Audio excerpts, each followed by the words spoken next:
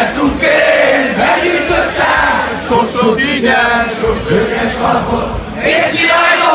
és vörös felhő, tehát szívú is voltam néha, megölök ma, azt tényleg győzött, bár elég régen még a Semesültér nevű patak jut eszembe nekem így most, ott meghaltunk mi is páran, de főleg az volt igen kínos, hogy amikor elvezettek, arra került súlyos költön, mert láttam, hogy az érezték,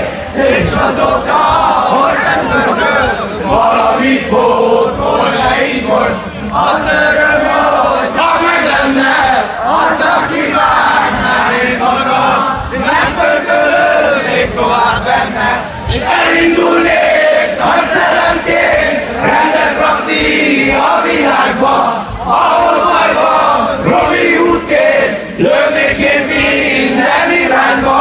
ahol meg jó, ott kis kabát, lennék egy milliómos fiám, vagy télapó, hogyha lehet, télapó a Robi-diák.